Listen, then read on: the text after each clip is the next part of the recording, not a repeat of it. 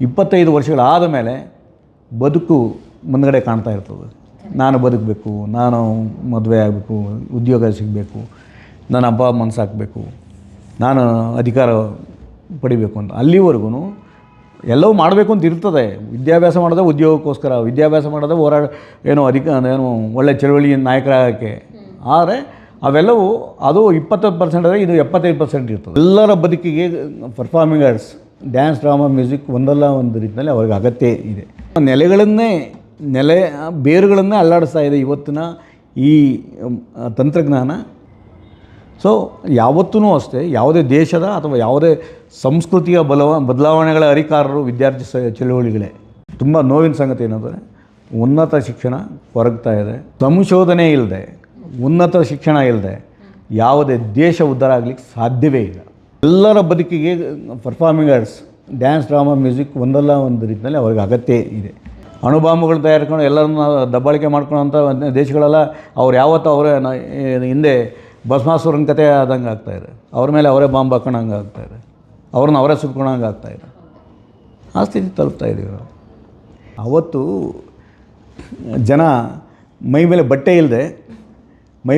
ಇಲ್ಲದೆ ಬಡತನನ ನಿರ್ವಹಣೆ ಮಾಡ್ತಾಯಿದ್ರು, ಒಂಥರ ಬಡತನ ಅನುಭವಿಸ್ತಾಯಿದ್ರು.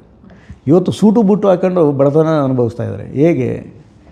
ಜ್ಞಾನದ ಬಡತನ, ಆರೋಗ್ಯದ ಬಡತನ. ಸ್ಟೂಡೆಂಟ್ ಲೈಫಲ್ಲಿ ಸ್ಟೂಡೆಂಟ್ ವಯಸ್ಸು ಎಷ್ಟು ಇಂಪಾರ್ಟೆಂಟ್ ಆಗುತ್ತೆ ಸರ್? ಒಂದು ಯೂನಿವರ್ಸಿಟಿ ಡೆವಲಪ್ ಆಗಬೇಕು ಅಥವಾ ಕಾಲೇಜುಗಳು, ಯಾವುದೇ ವಿಶ್ವದ ಯಾವುದೇ ಮೂಮೆಂಟ್ ಆಗ್ಬೋದು, ಯಾವುದೇ ಸ್ವತಂತ್ರ ಹೋರಾಟಗಳಲ್ಲಿ, ಸಾಮಾಜಿಕ ಚಳುವಳಿಗಳಲ್ಲಿ ವಿದ್ಯಾರ್ಥಿ ಚಳುವಳಿಯೇ ತುಂಬ ಪ್ರಾಮುಖ್ಯತೆ ಪಡ್ಕೊಂಡಿರ್ತಕ್ಕಂಥದ್ದು. ಇಂದಿನ ಎಲ್ಲ ಏನು ಈ ಹಿಂದೆ ಜಾಗತೀಕರಣದ ಹಿಂದಿನ ದಿನಗಳಲ್ಲಿ ಸಮಾಜವಾದ, ಎಡಪಂಥೀಯ ಚಳುವಳಿಗಳು, ಪ್ರಜಾಸತ್ತಾತ್ಮಕ ಚಳುವಳಿ ಇವೆಲ್ಲವೂ ಬಂದಿರೋದು ವಿದ್ಯಾರ್ಥಿ ಸಂಘಟನೆಗಳಿಂದಲೇ. ಇವತ್ತಿಗೂ ಅವು ಏನಾದರೂ ಉಳಿಬೇಕು ಅಂದರೆ ವಿದ್ಯಾರ್ಥಿ ಸಂಘಟನೆ ಬಲವಾದಾಗ ಮಾತ್ರ. ಇವತ್ತು ಇತ್ತೀಚಿನ ದಿನಗಳಲ್ಲಿ ಬಾಂಗ್ಲಾದಲ್ಲಿ ಆಗಿರ್ತಕ್ಕಂಥ ಘಟನೆ ಆಗ್ಬೋದು, ಅದು ಯಾವ ರೀತಿ ಆಗಿದೆ ಅದು ನನಗೆ ಗೊತ್ತಿಲ್ಲ.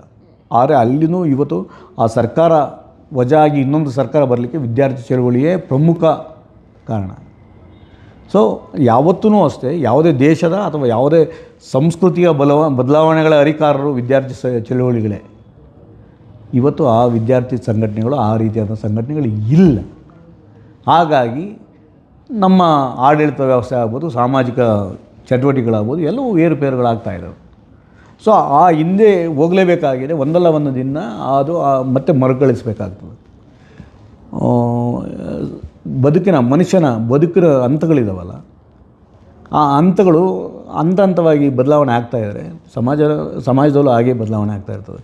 ಸಮಾಜದ ಸಂಪೂರ್ಣವಾಗಿ ಸ್ವತಂತ್ರ ಪೂರ್ವದಲ್ಲೂ ಅಷ್ಟೇ ವಿದ್ಯಾರ್ಥಿ ಚಳವಳಿನೇ ತುಂಬ ಇಂಪಾರ್ಟೆಂಟ್. ಸಾಮಾಜಿಕ ಹೋರಾಟವೇ ತುಂಬ ಇಂಪಾರ್ಟೆಂಟು.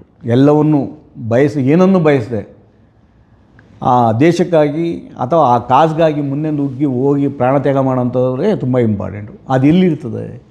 ಅದು ಕೇವಲ ವಿದ್ಯಾರ್ಥಿ ಜೀವನದಲ್ಲಿ ಮಾತ್ರ ಇರ್ತದೆ, ಆ ಏಜಿಗೆ ಮಾತ್ರ ಇರ್ತದೆ. 20 ವರ್ಷಗಳ ಒಳಗಡೆ ಇರ್ತಕ್ಕಂಥ ಏಜು, ಅಥವಾ ಹೆಚ್ಚು ಅಂದರೆ 25 ವರ್ಷಗಳು.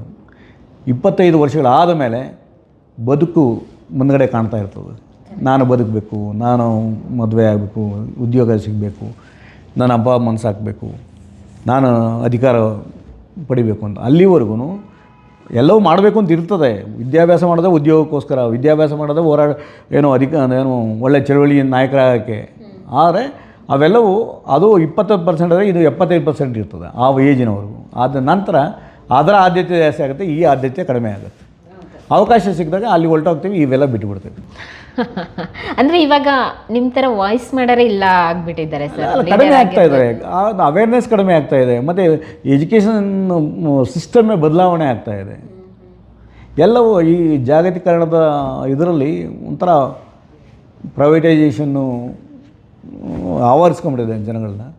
ನಾವು ಒಂದನ್ನು ಹೇಳೋಕ್ಕೋರೆ ಹುಚ್ಚ ಅಂತಂತಾರೆ, ಸತ್ಯ ಹೇಳೋಕ್ಕೋರೆ ಹುಚ್ಚ ಅಂತಂತಾರೆ. ನಾಳೆ ದಿನ ಇದು ನಿಮಗೆ ಅದು ಭವಿಷ್ಯಕ್ಕೆ, ಸಮಾಜಕ್ಕೆ ತುಂಬ ಮಾರಕ ಆಗುತ್ತೆ ಅಂದರೆ ಅದನ್ನು ಅವ್ರು ನಂಬಕ್ಕೆ ಈ ಕತೆ ಹೇಳ್ಕೊಂಡು ಕೂತ್ಕೊಂಡ್ರೆ ನಮ್ಮ ಜೀವನ ಇಲ್ಲಿ ನಾವು ಹುಟ್ಟಿದ್ದೀವಿ, ನಾಳೆ ದಿನ ಇರ್ತೀವೋ ಇರೋದಲ್ಲ, ಫಸ್ಟ್ ಇದು ಮುಗಿಸೋಣ ಅಂತಾರೆ. ಈಗ ಹಾಗಾಗಿರಲಿಲ್ಲ. ಸ್ವತಂತ್ರ ಹೋರಾಟದಲ್ಲಿ ಅವ್ರು ಹಂಗೆ ಮಾಡಿಕೊಂಡಿದ್ರೆ ಅಷ್ಟು ಸಾವಿರಾರು ಜನ ಬಲಿದಾನ ಮಾಡಿಬಿಟ್ಟು ಸ್ವತಂತ್ರ ಕೊಡಿಸ್ಬೇಕಾದ್ರೆ ಅಗತ್ಯ ಇರಲಿಲ್ಲ ಅವರಿಗೆ. ಬದಲಾವಣೆಗಳಾಗಿದ್ದಾವೆ.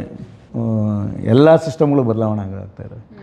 ಒಂದು ತುಂಬ ನೋವಿನ ಸಂಗತಿ ಏನಂದರೆ ಉನ್ನತ ಶಿಕ್ಷಣ ಕೊರಗ್ತಾ ಇದೆ, ಶಿಕ್ಷಣದ ವ್ಯವಸ್ಥೆ ಕೊರಗ್ತಾ ಇದೆ. ಸರ್, ಉನ್ನತ ಶಿಕ್ಷಣ ಯಾಕೆ ಬೇಕು ಸರ್? ಏಕೆಂದರೆ ಡಿಗ್ರಿನೇ ಸಾಕಲ್ವಾ ಸರ್? ನೀವು ಉದ್ಯೋಗ ಮತ್ತು ಬದುಕುಗೆ ನೀವು ಡಿಗ್ರಿ ಸಾಕು.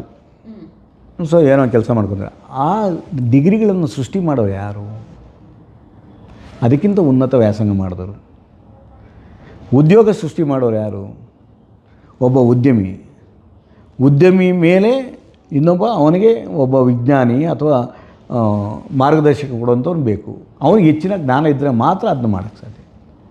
ಇವತ್ತು ಪೆನ್ಸಿಲ್ ಇದೆ, ಪೆನ್ನನ್ನು ರೂಪ ಪಡಿಬೇಕಾದ್ರೆ ಪೆನ್ನನ್ನು ರೂಪ ಬಿಟ್ಟು ಈಗ ಡಿಜಿಟಲ್ ಬರಬೇಕಾದ್ರೆ ಜ್ಞಾನ ಬೇಕು ಅಂತ ತಂತ್ರಜ್ಞಾನ ಬೇಕು ಅಂದರೆ ಸಂಶೋಧನೆ ಆಗಬೇಕು.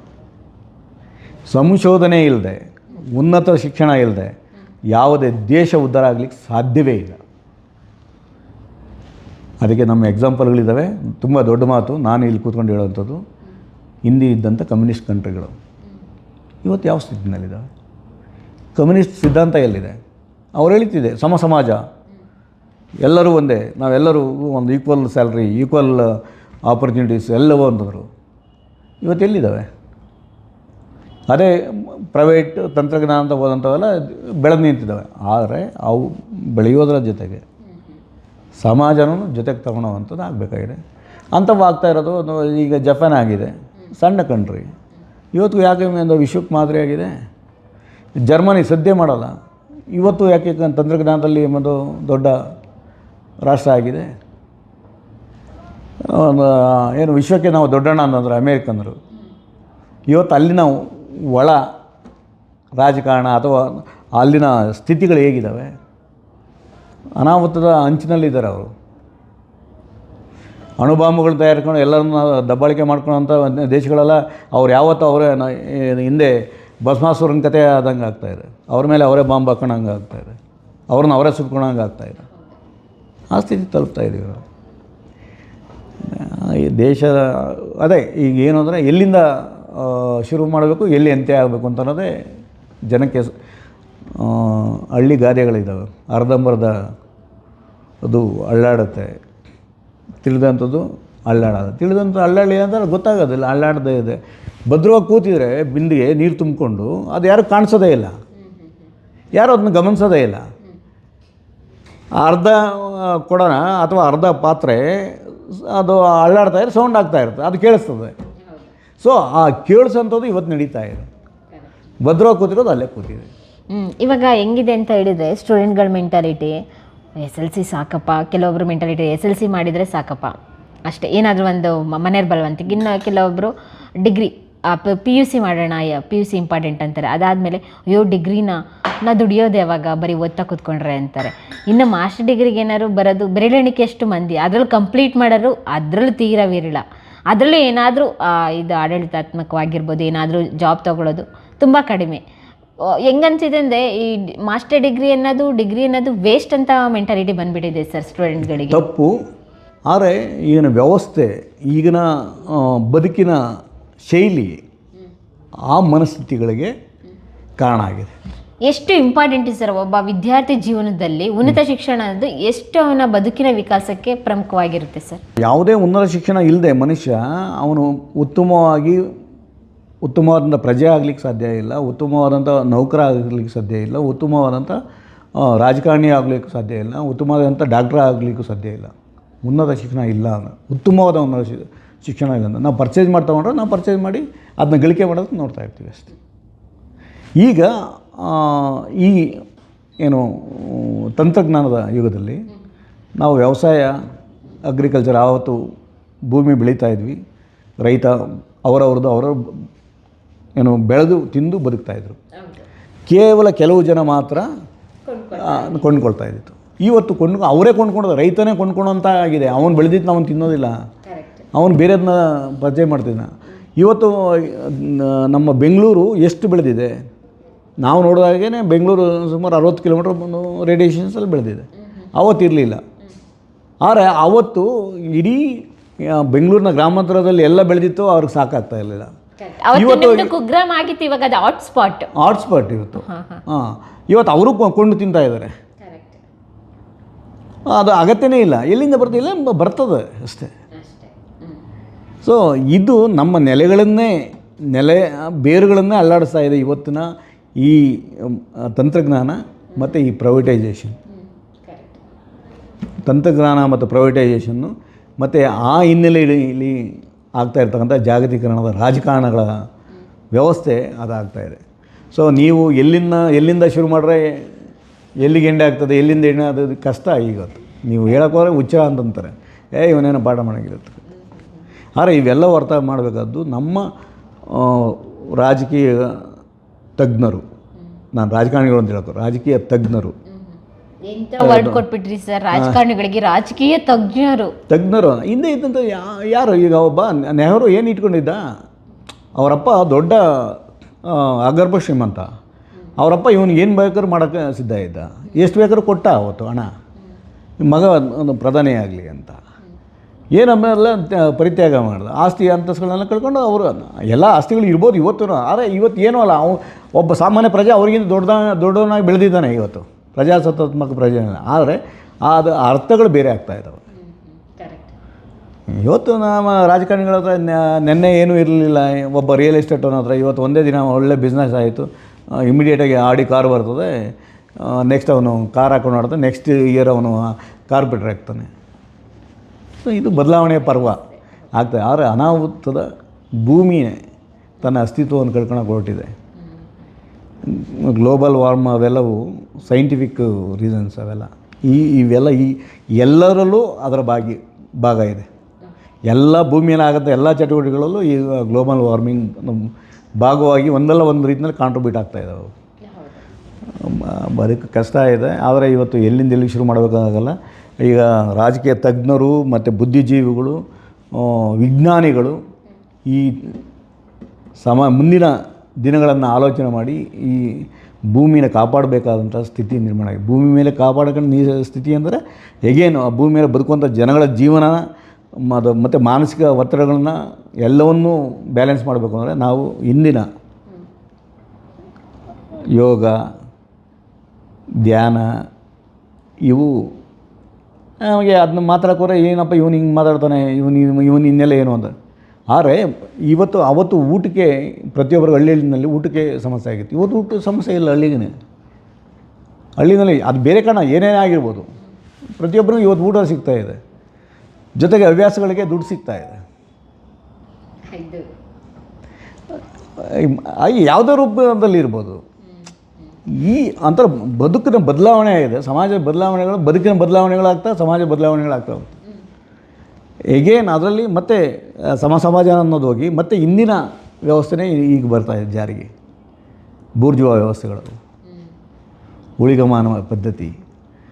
ಸೊ ನಾನು ಕೆಲವ್ರಿಗೆ ಹೇಳ್ತಾ ಇದ್ದೆ, ಅವತ್ತು ಜನ ಮೈ ಮೇಲೆ ಬಟ್ಟೆ ಇಲ್ಲದೆ ಬಡತನ ನಿರ್ವಹಣೆ ಮಾಡ್ತಾಯಿದ್ರು, ಒಂಥರ ಬಡತನ ಅನುಭವಿಸ್ತಾಯಿದ್ರು.